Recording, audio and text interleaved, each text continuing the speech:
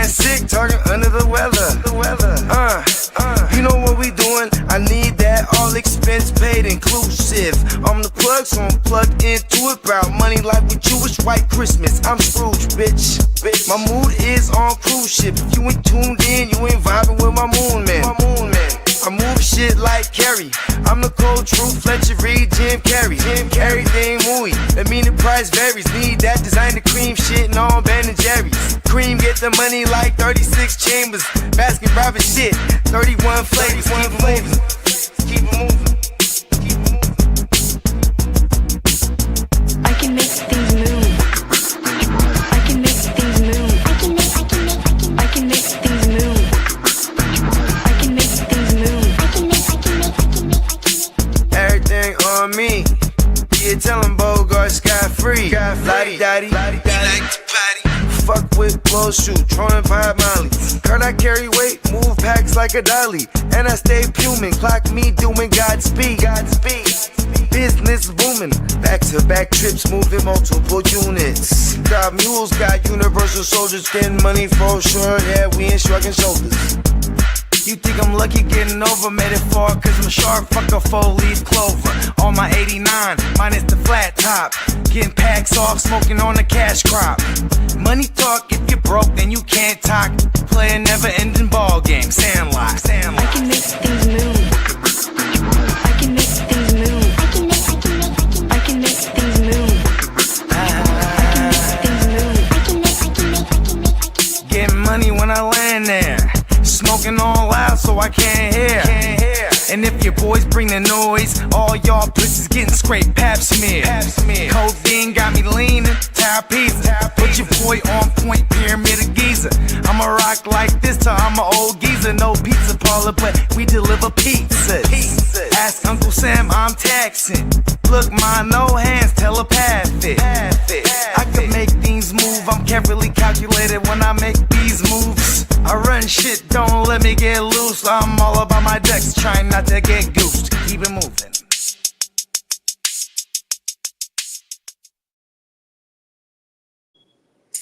Good afternoon and welcome to episode 26 of the Chargers Power Hour. Let's go.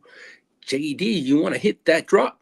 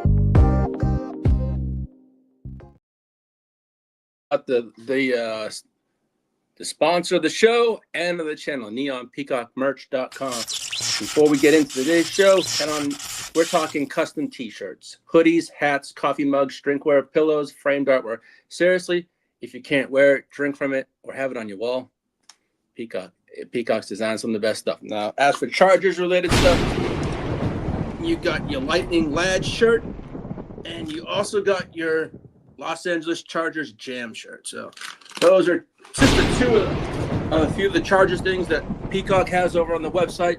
As I said, he can do custom stuff. If you got an idea, just shoot him a message, and he probably could put it to work. But no. Also, as for neonpeacockmerch.com, the next sale is upcoming promotion is 15% off site-wide, which is site-wide 15 from 4/6 to 4/8. Then also a week later, there will be another sale from April 13th to the 23rd, which is $14 tees and up to 35% off everything site-wide. So a sale coming up next week and then the week after. So And you're going to find something you love on that. As I said, head on over to neonpeacockmerch.com. And I thank Peacock for the great sponsor, the great artwork, everything he's done. I got it all on my podcast office and all that stuff. Hey, shut up. COVID. hey, I got it different. I don't say faders. I call Ray Turds, but hey, it's all good. Welcome. But as I said, welcome to episode 26. Glad to have you. Hope everyone's having a great day and a great week. Hey, look at it. Got the draft that's going to be here in about 3.5 weeks. So we're on the road. We're getting there. It'll be soon here before you know it. But, this is going to be a fun episode. I try to put together a bunch. But, this one's going to be called Built in the Trenches, Draft Pressure, Defensive Weapons, and a Team on the Rise. Yeah. Man, I anything to do with the AFC West, I can't stand those Ray Turds, Donkey's Asses, and those Kansas City Queefs. So I can't say a good thing about them. Yes, I got buddies that represent. Love those teams, but you know what? It is what it is. I'm going to always save my thoughts. Hey, anything else? That's all I got to say, But, JD, you want to pull up that draft buzz picture? All righty. All right, so I know we're heading into draft season in 3.5 weeks. We are here. But I think right now for the Chargers, it's all about fixing the interior. So I'm going to be very clear on this. When it comes to the first 2 rounds of the draft, the Chargers need to prioritize the interior draft, defensive line, and do it again in the second round. So that's to me what we need to prioritize in this draft. I know there's a lot of people saying we need this, we need that. No, it's the interior line of that offensive line. Is get those 2. I'm fine with the first 2 rounds. Is getting the 2 biggest bodies, pause, and filling to project other. I'm talking about interior offensive line round 1 and in round 2. Because you've already seen what happens when the area isn't solidified. We saw it with Herbert getting hit last year. Hey, what's up? Hey, welcome to the stream. Appreciate you for joining.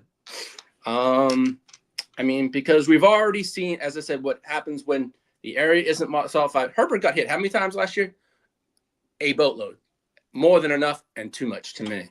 But there was too many breakdowns, too much interior pressure.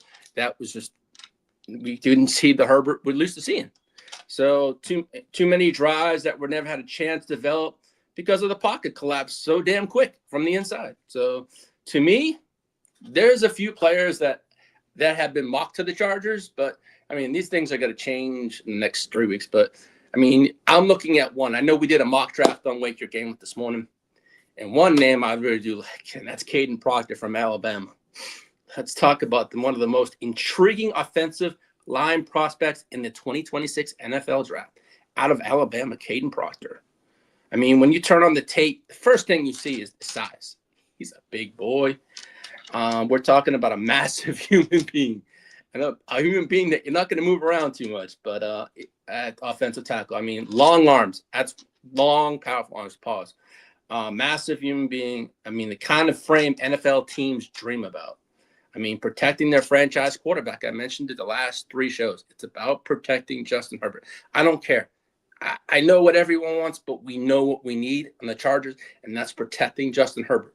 You protect Justin Herbert, man, you never know what's going to happen. But I think, to me, this draft, it has to be about protecting Herbert. Obviously, free agency has been about small scheme fits here and there, but I think now the protection of this draft is going to be about protecting Herbert. For me, Kadyn Proctor is a guy that's built for like that, protecting a quarterback.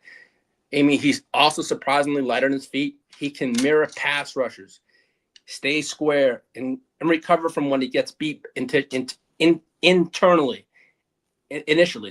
That's a huge, especially going up against SEC. He was going up against SEC edge talent every single week in the SEC. They're loaded in that division. That's one name, but there's a few. As I said, it's going to change. Proctor is a first-round talent. They think he could be there at 22. We shall see. But there's other teams that are in need of edge. But at 22, there's names I do like. Proctor's one. Another name is for an edge rusher. Boston. Yeah, exactly. It's been a day. Another name is Edge TJ Parker from Clemson. Now, that's been another name I've been watching tape on. And another name I've seen the Chargers mock to, but not as much as I've seen with Caleb Proctor and other names. But, I mean, Parker's another edge that's had a Natron Means, man. That was a beast. Now, that's a name, and that's a hell of a name. Yeah. That Natron Means, man. I was looking at old school jerseys today, and that was one of them on Mitchell and Ness was Damon Tomlinson and Natron Means, number 20. Yeah, that's but no, I mean, to me, this draft is, as I said, it's going to be all about protecting Herbert. I mean, we only have 5 picks. If I say, hey, take all 5 picks, get all we need to protect Justin Herbert. It's about protecting your investment. I mean, TJ Parker was offensive lineman. Offensive tackles. His hands are amazing. Combination, what appears good. He's a great pass rusher and a game wrecker. But what stands out most about I saw on the tape was his natural closing speeds on quarterbacks. And his tackles flatten quarterbacks, but it's more like, hey, this is what the Chargers need. They need to protect Justin. We lost Owe. We lost many people in free agency. We have to start picking up. I understand we've got that in free agency, but we haven't got anything of protection. I know we just picked up a defensive lineman from the Detroit Lions who has about 1,000 snaps, but I'll get to that later. But to me, this draft has to go interior offensive lineman, first and second round. We need to protect Justin Herbert. We saw last year how many times the man was hit. I mentioned him on the show numerous times, week in, week out. If it was 9 times, 8 times, I get sick and tired. I'm like, hey, man, when are we got to put Justin Herbert on the IL? Or when is he going to be hurt? Because that's how many times this man was hit. I mean, it's ridiculous. But, he's a true edge presence for the future also. It's about building a line and protecting Justin Herbert. Yeah, he's a beast. But, Parker is a name that we could watch, but there's several names out there. I mentioned there's the Penn State kid, the guy, but as I swear every other day it changes. So, I think the closer we get to the draft, the more and more, and as later on the show, I'll mention a lot of players that the Chargers had brought in for visits. Some names I've mentioned, some names I have not mentioned. But another name I know I did mention on the last show was I want to spotlight is Emmanuel Pregnon, I guess. He's an offensive guard. As I said, I talk about the trenches. We know Harbaugh likes to build from the trenches out. Well, this is another big boy pause. That would be great on the Chargers. He's a perfect fit for the Chargers, is Pregnon. He's a powerful interior lineman out of USC. This is the kind of move that doesn't always grab headlines. I mentioned this last week about Pregnon. But in games in December and January is when it really counts. And the Chargers have made it clear they want to protect our quarterback and establish more of a physical identity. He checks off both of those boxes. He's a strong point of attack, moves defenders in the run game. He's technically sound, keeps leverage and hand placement clean. He's also a versatile player. Played in a couple positions in college, so he can slide across the interior if need. So that's going to be helpful. We know what the Chargers do when we get players. We try to get players that are going to fill multiple needs. Yeah, the Donkeys upgraded. You know what? The Donkeys may have upgraded. I'll say it now. I know I mentioned in episode 25 about the Jalen Waddle stuff, but you know what? To me, that Waddle stuff is he's going to help. He's going to help the passing game, to help Bo Nix, who didn't have a true number one. Yeah, he has Cortland Sutton, but to me, once Tyreek went down, when he got that injury, right? Did Waddle step up? Not really. He really hasn't lived up to that number 6 pick in the draft billing. So, but then again, he was kind of shadowed over by Tyreek over there in Miami. But we're going to see now if Waddle is the quote unquote the man in Denver. And as I said last week, he's going from South Beach, warm weather to now a cold climate weather. I mean, we're going to see what Waddle's all about. But you know what? I ain't too worried about the donkey's asses. That's not me. I'm not. But I'm more worried about protecting Justin Herbert. As I said, let's just get this taken care of. I mean, he's a very versatile player. I turned on some YouTube and watched some games, and hey, he was nasty. He controlled aggression was one word that came to mind about Pregnon from at a USC. I mean, something the offensive line could use more of. I mean, an immediate impact potential player. I mean, if he's drafted, he would be a complete for a starting guard spot early. Upgrade our interior line pass protection dramatically. Help create lanes for more balanced offense, which we need. Remember, we got the Mike McDaniels offense. So this offense is going to be clicking, hopefully. But hey, that's what I'm saying. Let's hope so. And let's be real. Keeping your quarterback upright and keeping his jersey clean isn't. Yeah, it is the Dolphins. Yeah, the Dolphins are Dolphins. But you know what? Let's see. I'm not sold on Bo Nix. I mean, maybe haven't seen Bo Nix with a weapon like Waddle. I mean, yeah, we had Cortland Sutton, but let me see what Denver's about. I mean, Denver's improved. They got a great defensive line. They got everything I would love the Chargers to have. That line, that offensive line, I would love that for the Chargers. But unfortunately, we don't have that. But that's something we can dream and wish for. But unfortunately, Denver's got that. Kudos to them. But hey, I mean, let's see what it looks like. I mean, to me, protecting Herbert is going to be a crucial thing this year. We saw what he can do offensively without an offensive line. Just imagine what he can do with a healthy offensive line. Just think, we have Joe Alt coming back. We have Rashawn Slater coming back. We're going to have a new center. Yeah. That defense. No, I ain't going to lie. That defense is nasty. That I won't lie. The defense over in Denver is a nasty dude. That's one thing. Denver won a lot of games last year. I'm going to say this. Sorry for getting off track. But Denver won a lot of games last year because of their defense, not because of their offense. Really, if you look at that Denver offense, how often did they rely on Bo Nix? They really didn't. That defense carried them. So to me, that's all I'm going to say on that. Defense was carried. Denver was carried by their defense last year, not their offense. Now their offense is going to look a little different this year, just like every team is going to look different from free agency, trades, etc. But hey, Denver had to do something. They had no choice. But to me, I feel they gave up quite a bit, a first, a third, and a fourth for Waddle. So, hey, if you want to give that much draft capital up for someone, okay. But I thought that was a little too much. But hey, it's less draft capital for them to use, I guess. But for me, the long-term outlook here, isn't just a death move. This is a tone-setting pick if we get Pregnon, or potentially. I mean, if developed properly, he has the potential to be a multi-year starter potential. The ability to anchor a top-tier offensive line unit, a chance to become one of those quietly elite interior guys every contender and every team needs. I mean, if the Chargers are serious about building a tougher, more reliable offense, as Ortiz has said, as Harbaugh says, if that's what they want to do, you got to go to get these big boys' paws. But Emmanuel could be on our radar. We shall see what happens.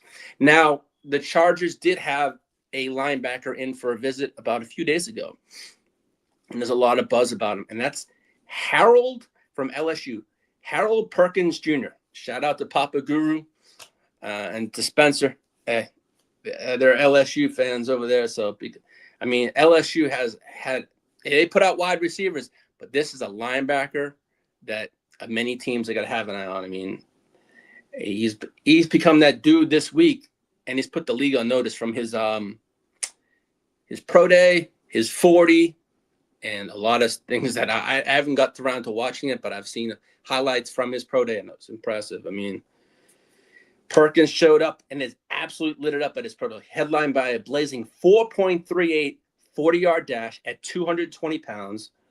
Let me say, 220 pounds, 4.38. And if not, that's not normal for a normal linebacker. That's a wide receiver speed for a linebacker. And then again, you stack up the rest of it. I mean, he's 30. He had a 35-inch vertical, 10.4 broad jump, and nearly 6'1" with a 77-inch wingspan. So, I mean, this isn't just speed; it's explosiveness, twitchy, sideline to sideline athleticism. But I haven't seen. He was in for a visit with the Chargers. I believe today's Friday. I believe it was Wednesday. He was at the Bowl. So it's nice to have all these. I know we get 30 visits, but I mean, it's going to be. I think more and more we get closer to the draft, we're going to see the names that the Chargers are really focused on. I haven't seen anything about offensive weapons. I know we brought in wide receivers for visits, but if the more I look at the visits for the Chargers, they've been offensive line, interior offensive line, and defensive line players. Nothing to do with, I think I've seen a total of 2 wide receivers in for a visit. One was Casey Concepcion, and another was, I believe it was a kid from Indiana.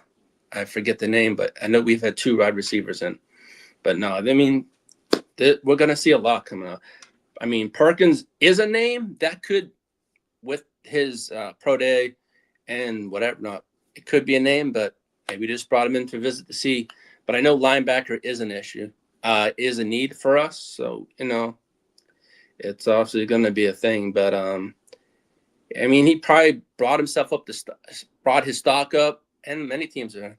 Yeah, Patriots need O-line. Great. I did see that. This was happened to see after Wake Your Game Up. I did see that the Patriots do want to possibly move up in the first round for an offensive lineman. I did see that. So, yeah, Well, the Patriots need an O-line.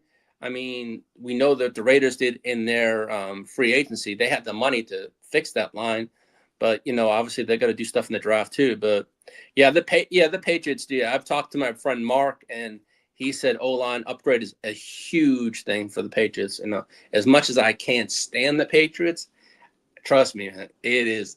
They need that O-line, but hey, they got something going on over there with Drake May. So if they hit on these picks right the correct way to protect him and then surround him with weapons, I think New England's going to be fine, personally.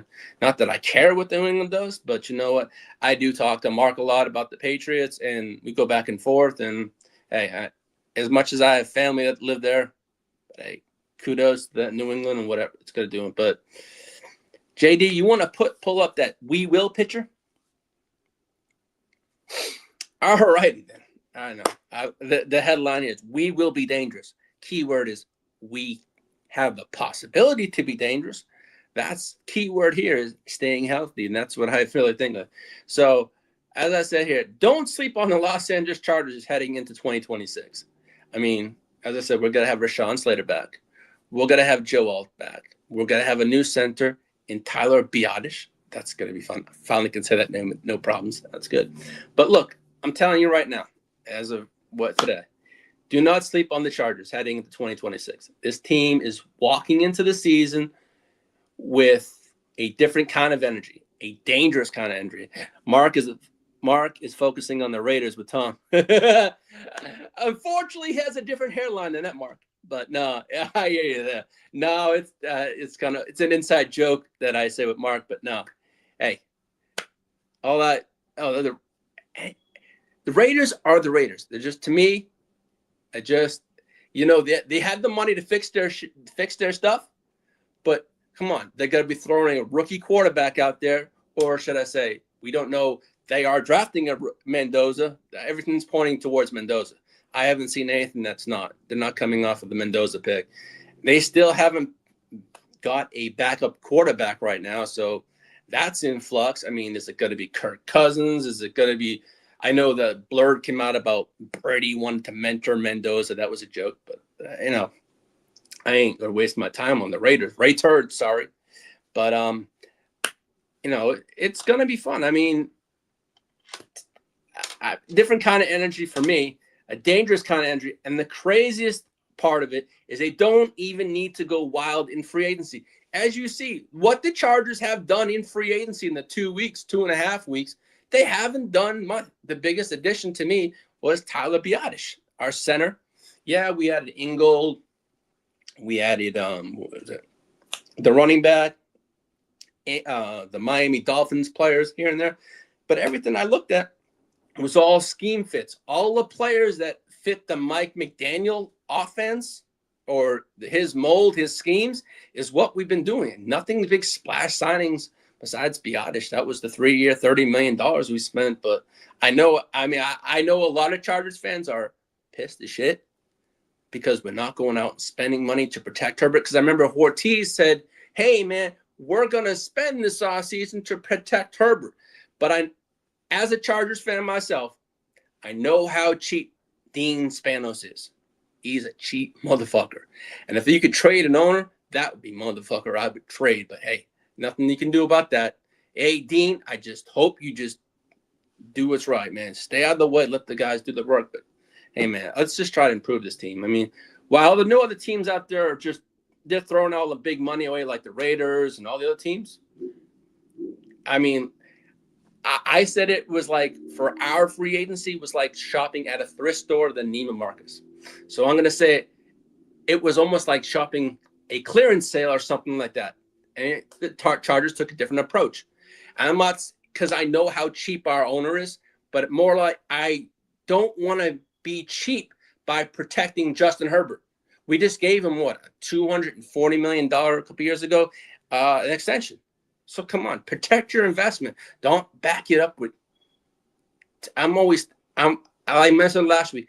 These are almost like 1-year rental players we got. There were mainly 2-year deals that how they were worked. They ended up being like 1-year deals. But I would love to see the Chargers stay disciplined. I mean, they kept their core intact. They trusted the foundation they've been building. Yeah, losing OA stings, but that's not the headline. I mean, the real story is who's coming back because the team is getting healthier. As I said, we got Slater coming back, returns. You got your franchise left tackle, the tone setter. Joe Alt is back. We saw what Joe Alt was last year. When healthy, when in the lineup, Justin Herbert was not touched. When he was out of the lineup, it was a different story. So basically, bringing back these 2 tackles is going to be huge for the Chargers. So that's, for me, another reason why we didn't go out and spend in free agency. But I personally would have liked 1 tackle or guard after losing OA and Johnson. We have to replace that. That's why I think this draft has to be hit on all cylinders. Don't waste time. It's about protecting Herbert. And I repeat myself again. Draft has to be. It's be about protecting Justin Herbert because look at it to it. And then you add Tyler Biotish. He brings stability. Finally, a steady presence at center. And then you got Trevor Penning, re-signed. He's a depth piece, versatility and continuity because he was here the end of last year. Other than that, he's nothing but a depth piece. I know a lot of Chargers fans are pissed as shit at bringing Penning back, but I understand they got him for the cheap because he knows. But was I happy? No, I wasn't. I wasn't happy when I saw Trey Pipkins come across my phone as re-signed out. I was not happy. Yeah, that's true. He has a helmet.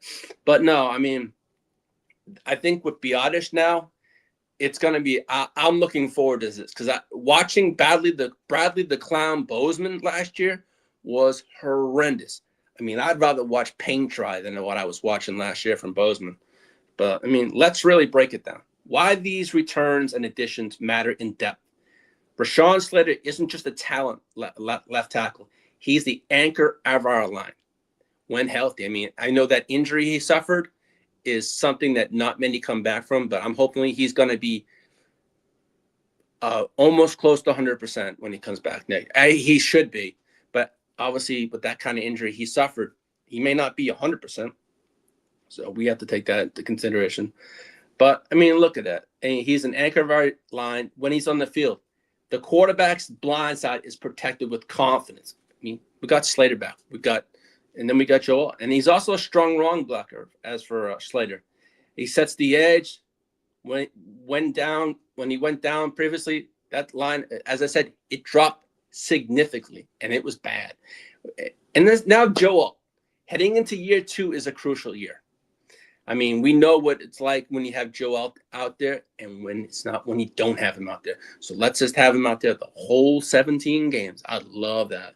I mean, year 2 is crucial. Tackles often take a big leap in year 2, and this is it. I mean, Justin Herbert will thrive having both of these guys back, and I think it's going to be excellent.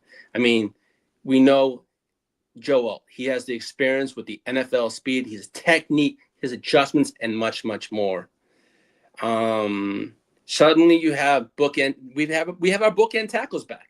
And that's something we never had last year for a full continuity of 17 games. We had no Slater last year, so we just had Alt. So now we're going to see what Slater and Alt together for 17 games hopefully can do. I mean, and then it's about and protect Justin Herbert. You give Justin Herbert a clean pocket, man, this is going to be fun to watch. And it's going to open up the run game too. So that's what I'm saying. We saw what Amari and Hampton did last year with a not healthy line. Just imagine what he's going to do this year with Slater and Alt back, Biotish there, and the additions that we do make. Now, as to Biotish, Tyler Biotish at center, an often underappreciated move, but a good center is the nerve center of the offensive line, and they call him the quarterback of the offensive line, and that's what we got to do. We got to have that. As I said earlier, I wasn't a fan of Bozeman. That's why I call him the clown. He was not good for us, so we shall see. I mean, keep the line organized. Biotish is going to keep the line organized, provide interior strength, something the Chargers have been missing in consistency. We haven't had a center since Corey Linsley. We know what Corey Linsley was, man. Herbert wasn't touched when Lindsey was here. Unfortunately for the injuries that he suffered and had in his career, he had to retire. But man, Corey Linsley was a beast. I miss seeing that man out there. That's something I wish. If Biotish is anything like that, which I know he's not, but man, just having Biotish now compared to what we had last year, it's a hell of an upgrade. That's all I got to say, because remember talking a few months ago that center had to be addressed. It was addressed before free agency. That was a blessing, but come on now. I'm looking forward to this one. But am I wasting my time on Trevor Penning? Not really. It's just more of, I said earlier, he's a depth piece. I mean, he was signed as a depth piece. Is he a starter? I hope not, but that's something do I want my quarterback killed? No, but do I trust Trevor Penning? No, I don't. But I have to because he's on my team. But do I have confidence in him? No, I don't. I really don't. But he'll be. I think he's going to be used to his advantages in matches. But but the Chargers have turned what was a liability, protection, and inconsistency into a potential strength with the addition of Biotish. I feel that was probably the best addition so far. And then you got the other additions that we did in free agency. So if they're saying what was a weakness now is a strength, that's great. But now let's just fill those rest of those needs and strengths in this draft and get the correct players. All righty. Now, JD, you want to pull out the Khalil Mack picture for me, please? All right. Let's talk about something that honestly deserves way more respect right now, and that's Khalil Mack. All right. Because what this man is doing in a Chargers uniform, it's not just good, it's historic. All right. Well, we're talking about a guy who's only played 62 games with the Los Angeles Chargers and has already sits top 10 in franchise history in forced fumbles. Let me say that again. 62 games, 13 forced fumbles. That's tied for 7th all-time in Chargers history. And that's the part that really blows my mind. Is every other player in the top 10 played at least 100 games. Mack is doing this basically in half of the time. And that's just not just production, but that's just pure dominance. That's a game-wrecking, momentum-shifting, tone-setting football player. Because his forced fumbles aren't just stats; those are drive killers. Those are momentum swings. Those are we're talking about game from hype type plays. And Khalil Mack has been that guy for the Chargers the past 4 years. The defense since the moment he put on powder blue. Let's go. Let's have a great year 5, Mack. I mean, it's just not just getting sacks. He's punching the ball out, balls, creating chaos, and changing games in an instant. I remember that game against the Steelers last year on the, what was it? Was it a 2-point conversion where he sacked freaking Aaron Rodgers? And that was a huge game changer in that game. I recall that a lot. I mean, this is a Hall of Fame level, what a Hall of Fame level impact player looks like. So when we talk about the Chargers defense, we talk about the identity, and it all starts with Khalil Mack. I mean, Khalil Mack isn't just part of it. He is it, and he's also a key portion of that defense. And if he keeps his pace up, we're not just talking 10 anymore, but we don't have Owe. So it's going to be interesting. Now, the player I would like the Chargers to go out and get, and I shout out to Minnesota Dennis, the Ginger Ninja. I would love the Chargers to go after Jonathan Grenard. That'd be a hell of an edge rusher. I know it's going to cost us some, but you know what? It might be worth it. I mean, it's not. We have the money. I did read a blurb this morning that he does want big money, like some of the contracts that have been given out. So now that might be a cause or a pause why we haven't signed him, because it might be the price tag. But that is a player that, if it was possible to get, I would like it. But I mean, Khalil Mack is a franchise player, and he's obviously proven that, because the Chargers are paying them the money.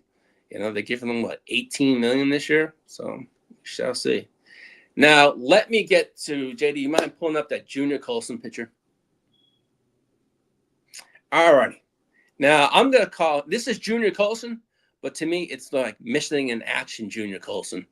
One of Harbaugh's boys, of his Michigan Wolverine players. All right. Well, we drafted him a few years ago, and we really haven't seen him on the field at all due to injuries. So that's going to be a concern. That's one thing about Junior. He hasn't been on the field. I mean, Bolt fam, let's talk about one of the biggest question marks on the defense heading into 20. Junior Colson, do you still believe in him? This is a big year for Junior Colson. I mean, you've been here for 3 years, and you've probably played about 7 games. I mean, let's be honest. His NFL journey so far hasn't been anything but smooth. This is a 23-year-old linebacker coming out of Michigan after a national championship, a lot. An impact trophy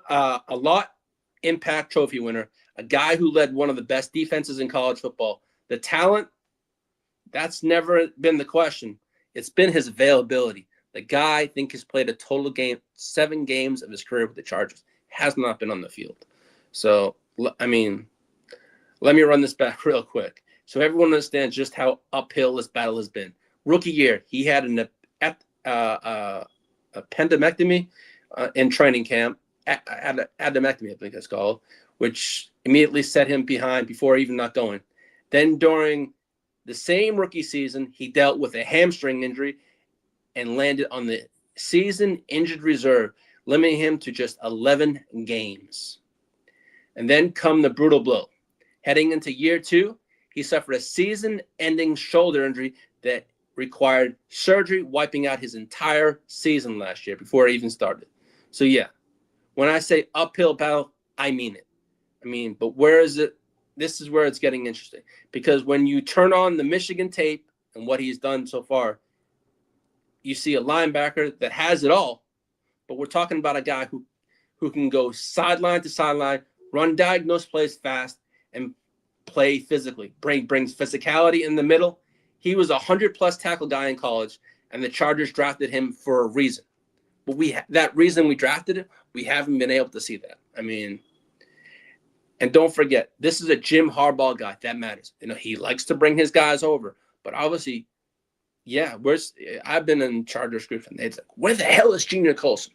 Because he can't stay healthy. I mean, so what does potential now that he's finally healthy into 2026?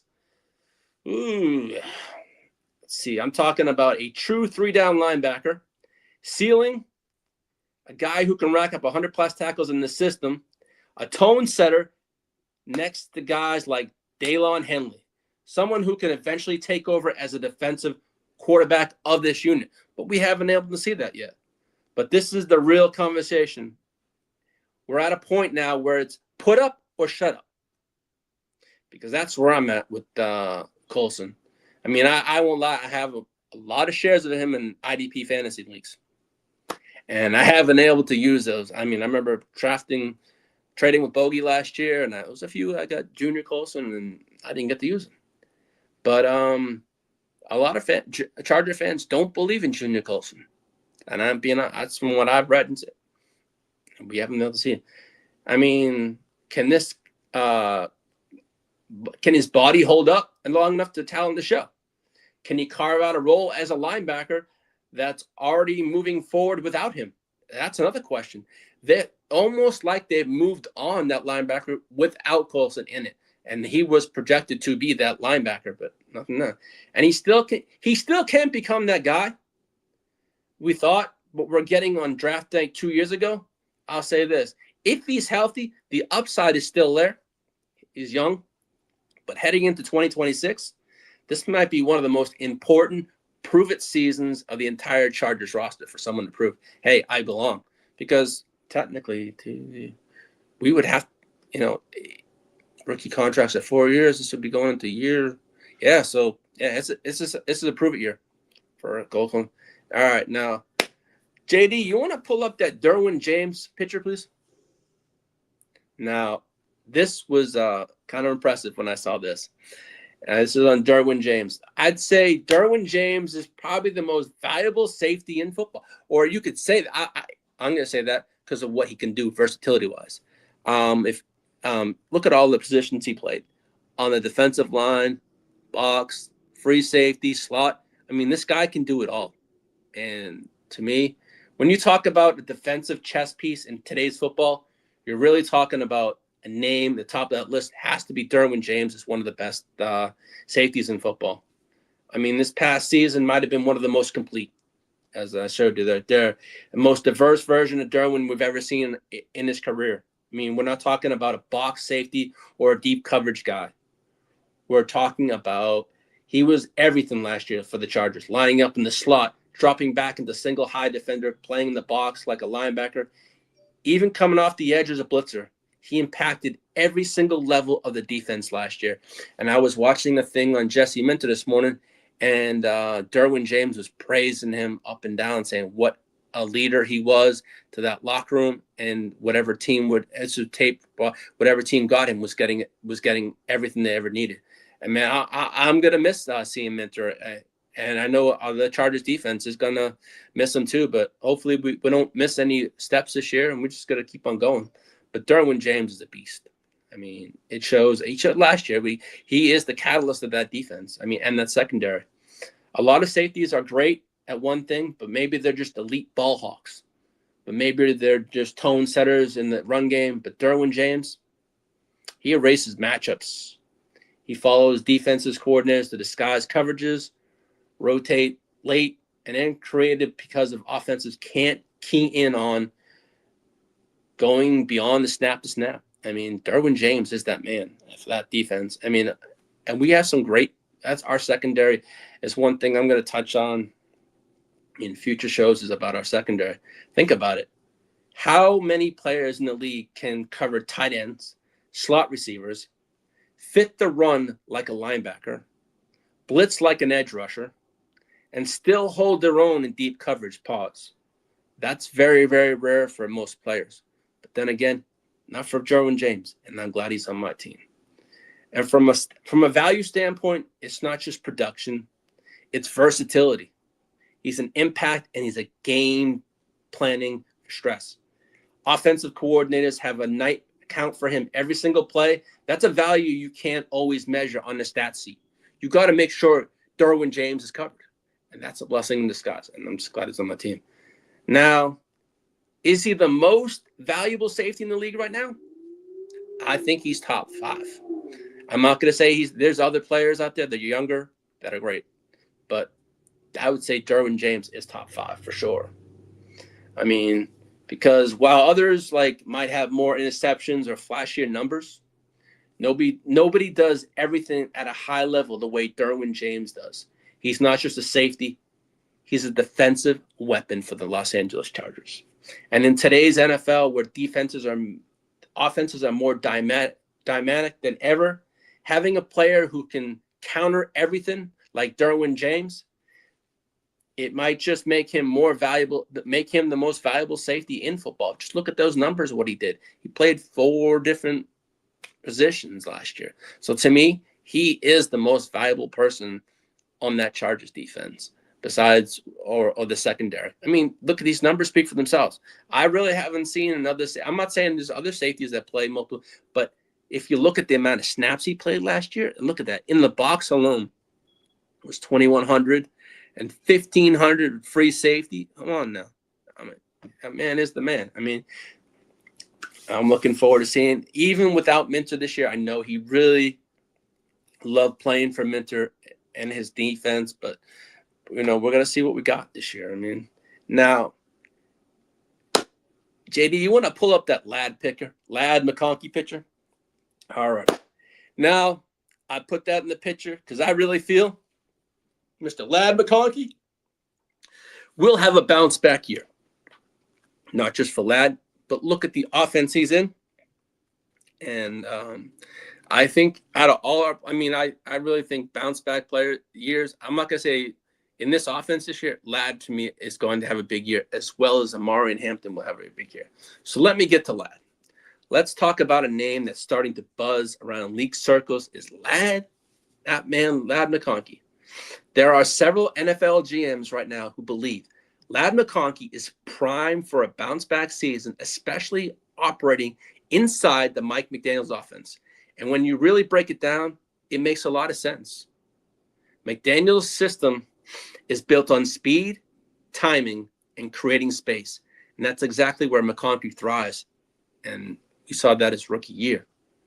And we're talking about a receiver who wins with quickness, elite change of direction. That's one thing that Ladd is exceptional about. And the ability to turn short completions into big gains. That yards after catch ability, that's where he can really shine. And in these schemes from Mike McDaniels, it's going to be a beautiful thing. Think about it. How Mike McDaniel uses motions, misdirections, and layered routes concepts to get the playmakers into space. Now plug McConkey into that role. Ooh, it's going to be a beautiful thing. Quick hitters, crossing route screens, those are high efficiency touches that can get him going early and get often. It's going to be fun. And if he gets into rhythm, watch out. We know what Ladd and Justin Herbert can do. Now that we're going to have an offensive line that's healthy, just think of the timing that Justin Herbert's going to have and the space that Ladd McConkey can create in this new offense. It's going to be, when he gets into rhythm, look out. This is going to be an offense to watch out for this year. And I know after the draft, post-draft, I'm going to do a post-draft show / fantasy show. So it's going to be, I'll make it very interactive, and I'm hopefully everyone can tune in and watch that show because I know there'll be plenty of people after the draft, focusing on fantasy football. Because I know everyone on our channel is going to be doing that too, but I'm going to try to bring the Chargers aspect of what that new Mike McDaniel's offense and bring the fantasy aspect over it after the draft. So it's going to be fun. So to me, this could be one of those under the radar bounce back seasons where suddenly you're talking about McConkey as a major contributor again, especially in fantasy formats where the volume and the yak are king. So don't sleep on Ladd McConkey this year. He's in the right system with the right play caller. This could be a perfect match, not just for Justin Herbert, but for Ladd McConkey and also Amari and Hampton. I think this whole offense is going to shine. But, man, if we're talking about yak, I think also we're going to see a lot of yak from Quentin Johnston this year. And I know there's a lot of rumors out there that people wanted him traded. Well, the Chargers are not going to – I'll get to that a bit later on. But on that note, actually, JD, you want to pull up that QJ picture? I'll get to it now. All right, now that I just mentioned QJ, let's talk about Quentin Johnston. I'm going to have to start laying off calling him Butterfingers. Yes, he was Butterfingers his rookie year, but Butterfingers, that had a roll, that had a slide, because he really, the last 2 years, he hasn't shown that. So, hey, especially against the Dallas Cowboys, he had that one-handed catch, so really couldn't call him Butterfingers. So, I'll get down. Let's talk about QJ, because this is where it's starting to feel like a real turning point now. The Chargers view him. Well, there was a blurb out this week, and because according to Chris Rhyme, the Chargers are doing the opposite of panicking. They are doubling down. Reports say the team loves Quentin Johnston, not likes, not will see. They love him unless something comes in with you got to be kidding me type of offer, meaning in a trade. That's the only reason they're going to let go of Quentin Johnston, if someone blows them away with the trade offer. So, in other words, he's not going there. I know a lot of Chargers fans in Chargers groups want him gone. I know he was mentioned earlier in free agency as potentially being a trade chip. But looks like not. I mean, the Chargers they've made the decision. They're going to hold on to him unless the price is right. Now, let's unpack. Let me unpack it a little bit, because all this isn't just like fluff. This is front office mindset. We're talking about a 23-year-old wide receiver with elite physical tools. 6'3", explosive after the catch. So he was known for at TCU was yards after the catch. He's built to be a mismatch nightmare, but hasn't been that in his career so far. And I'm not going to stick up for QJ there. I know I've been a QJ truther, but as that part there, he hasn't been a matchup nightmare. Yes, he has the size, but he hasn't had that matchup nightmare central yet. I mean, he has to get the separation, but he's that kind of player that can be that though. But he could become a serious problem for defenses in this new offense. So we shall see. And we all seen it. The production hasn't consistently matched the traits yet. The drops, yes, but the drops were there year one. Yeah, he's had some crucial drops. Yes, also there. But to me, the drops, the timing, and the confidence, I really feel Quentin Johnston has lacked confidence in the prior 2 years in the Greg Roman offense. Now we're going to see what he can do in the Mike McDaniel offense. This is an offense built for offensive players and offensive playmakers. So please, let's see what you can do, QJ. This is not just, hey, this is like, hey, you want to make that good money? Prove it. You're in an offense now that show that you can earn that money. You know, that's what I'm saying. I mean, so here's what the Chargers are telling us, are not saying it outright. They believe the issue is development, not ability. They believe he hasn't peaked, not even close. And most importantly, for QJ, they're not about to give up on a high upside weapon this early. So we shall see what's going to happen in the next few weeks. And we're going to see what happens at the draft. That will be a very crucial thing. Could he be involved in a draft day trade or something? We do not know. I know it's 36 days away, but we're going to see. And let's be real for a second. Trading Johnston right now would be selling him at his lowest possible value. That's how you lose deals in the NFL, pretty much. He's still on his rookie deal. But instead of the Chargers are betting on his growth. They're betting on his chemistry with Justin Herbert improving. They're betting that year 3 is where things start to slow down for him mentally and speed up on the field. Because I would love that growth. He's shown growth the last 2 years. Show a lot more this year. You got a lot on the table to fix up this year. Because if he hits in this offense, Johnston, and figures it out, you're not talking about a legit X receiver with size, speed, and yak. But the ability is Justin Herbert offense. That could be dangerous.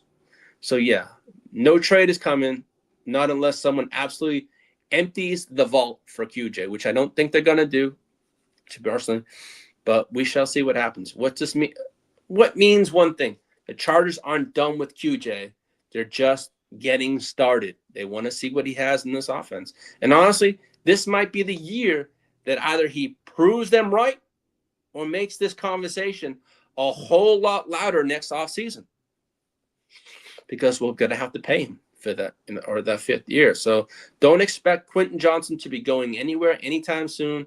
If anything, this might be the year that they double down and they really try to unlock him and unlock his potential. So we shall see on that one. All right, that's on the QJ. JD, you want to pull up that dead money picture, please? All righty. So I know when it comes to dead money, a lot of teams talk about, we saw what the Dolphins just had to take on with the Tua and all their players. They were like leading the pack in dead money. I think it was like 99 million. It was like 165 million of dead money going into the whole season. Well, the Chargers right now are sitting in 3rd with about 5.5 million in dead money. So let me talk about this. Let's just talk about something that doesn't always get headlines. It's always the splash signings and stuff like that. But absolutely, this is the stuff that wins championships over time. And that's cap health. Both the Chargers are ranking top 5 in lowest dead money in the NFL. And that's a big deal. Why this actually matters. Dead money is basically cash you're paying players who are no longer on your roster. It's the cost, the past decisions. A past decision for the Chargers would be J.C. Jackson.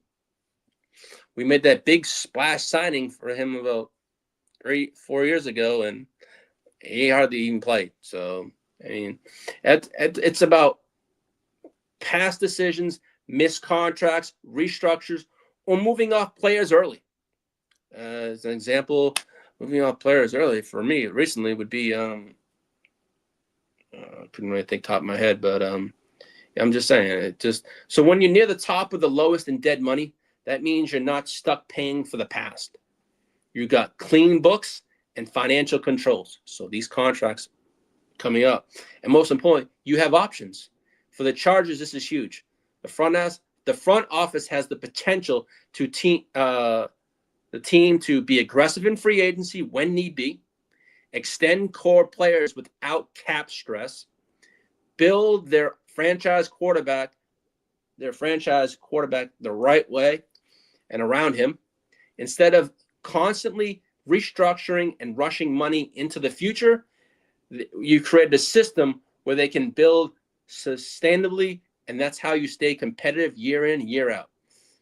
And why this matters moving forward for the Chargers and any other team. This isn't just a stat. This isn't just a window indicator. Low dead money means you can pivot quickly into something that isn't working. You can add impact players without gutting your roster. You're not forced into decisions. Just stay cap compliant. And in today's end of the NFL, it's flexibility equals power and all that stuff. So I mentioned the thing about what I thought about the Waddle. So I had it written down. This is what I had written down. I said I wanted to say this last week. Denver acquiring Waddle. I don't think a lot about Jalen Waddle because the way he was a clear-cut number 2 when it came to when Tyreek went out. He did virtually nothing. I'm not saying he did things, right? But he virtually did nothing as the number 1. And he never lived up to being the number 6 overall pick. I'm just saying that was my thoughts on the Waddle trade. But again, we'll all soon find out. He could prove me wrong, and I will eat my words. You can clip that. But that was my thought on the Waddle trade. And I didn't get to say that last week. That was my thing. Now, as for Chargers news and notes, I mentioned we had a lot of visits. Okay. The Chargers did sign a guard that's from Detroit, and his name is Kyode Asawaka. He was signed for 1 year, I believe. I think it was like a million and change. Now, visits, we had Daylon Everett in for a visit. We had Caleb Banks in for a visit. Now, that's another name that the Chargers have had interest in, but Caleb Banks is going to be a name that a lot of players or teams are going to want. So It's on a wish list for Caleb Banks, but I know he's going to be highly sought after. Also, Zion Young came in for a visit. Our running back, Greg DeZorosis, came in for a visit. Now, this is a name I do think the Chargers, I was going to mention this, but I had taken it out of my notes because I had a lot of information. So I just want to try to spread things out and in different shows. Was Chase Benatis came in for a visit. I know he's a highly sought after player. I thought if the Chargers were going to do that, it would be a second-round pick or something like that. As I said, I know teams were calling about QJ, and the Chargers shut that stuff down. So, and Tyler Biadasz, he's going to be wearing number 63. And the last player to wear number 63 was Corey Linsley. So that's some big shoes to fill. So we shall see. So it's going to be a fun, next couple of weeks with the draft coming up. So on that note, I do want to thank JD, the fella, who was backstage running all the hard stuff. I really appreciate you every single week and all that kind of stuff. And I appreciate you taking your time out of your day. And I want to thank everyone for taking their time out of their day to watch the show. Also, do you think the Ray Turds will sweep the Bolts this year? Oh, hell no. No. If you want my personal opinion, I'm going to say a split. That's what I'm going to say. I'll say we'll split. The Raiders did get better. They got an offensive line. They got a lot of players. They did not address their offense. That's, for me, as a Chargers fan, yeah, the Raiders got better. They got Linderbaum. That's going to be great for a rookie quarterback to grow with. So, hey, kudos to them. They got a great center. I ain't going to lie, I did want Linderbaum, but that how much money they got for him, that was a lot.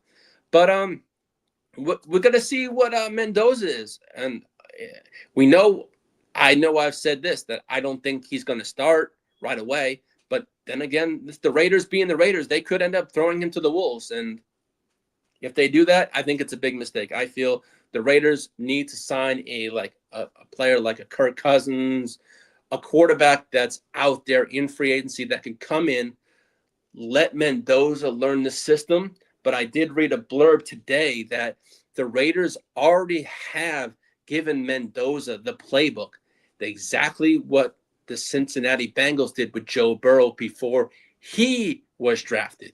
So Mendoza's already learning the offense now. So, and the verbiage and all that, I don't know, whatever. But I know he's already learning the playbook, so we shall see. Hey, I just look at it this way. The Raiders suck. The Donkeys' asses suck. The Kansas City Chiefs, they suck. Now, let me get to the Kansas City Chiefs. I met a friend of mine, and he has a Kansas City Chiefs called a Chiefs podcast and on YouTube. His name is Chris. I will be going on. Chris invited me onto his show during the season, and I told Chris, I don't mind coming on to your show. I will be respectful towards the Kansas City Chiefs and tone down my hatred that week. I will try my best. And I told Chris, you're more than welcome to come on my show on the Chiefs week. And it'll be kind of fun. Having a breakdown of your biggest rival of the AFC West will be kind of fun. So I will, during the season, get back to that. But no, I just wanted to bring that up. And obviously, I'm going to probably have Bakes on. I'm going to have, I'll find someone from the Donkey's asses or something like that. But no, it's going to be a fun year. But I just want to say again, thank you everyone for tuning in, taking the time out of your day. I hope you had a lovely day, a blessed week, and you have an even better weekend. And that's a wrap for episode 26. But before I do that, head on over to neonpeacockmerch.com. There's a sale coming up on April 6th to the 8th. And then there's the following week, there's another sale that's a lot larger cost. So head on over to neonpeacockmerch.com. Take a look what's around. You got to find a lot of things from Lightning Lad shirts, the Los Angeles Chargers McConkey, Herbert shirt, but there's everything. I mean, Peacock can do any kind of custom design. So what's this? I heard Mark Davis will be added as coach on the Chargers. I don't know if I'd want a hairline on my team like that, but man, keep that guy in Vegas. He's better off there. You'd think with all his money, he'd get a better head of hair, pause. But then again, what happens in Vegas stays in Vegas, right? So, as the shenanigans, I know we're going to have our own shenanigans, JD, Bogey, and all of that over in August. We'll have our own 3-day. So that's our Gen Welsh shenanigans. We're going to have a good time at our fantasy football draft. So I'm looking forward to that. On that note, I hope everyone has a wonderful weekend. Thank you for tuning in for episode 26. And I will be bringing you episode 27. So just stay tuned and have a wonderful weekend. And again, thank you for joining me. And that's the Chargers Power Hour, episode 26, powered by neonpeacockmerch.com. And the Gen, well, just like, subscribe. Hey, if you want to watch some football, JD and I are going to be going live tomorrow for the UFL game. So you're more than welcome to come and join us. Hop on over. Hey, if you're not subbed up to the Gen, well, sub up, set your alerts and notifications, and feel free to join us tomorrow. And also, we'll have Wake Your Game Up on Tuesdays and Fridays. And we're going to, on the Gen Wealth, there's not a show. If there's something going on, we're going to do something. So on that note, thank you for joining us and have a wonderful weekend. Let's go, Chargers. Bolt the fuck up. Thank you for tuning in.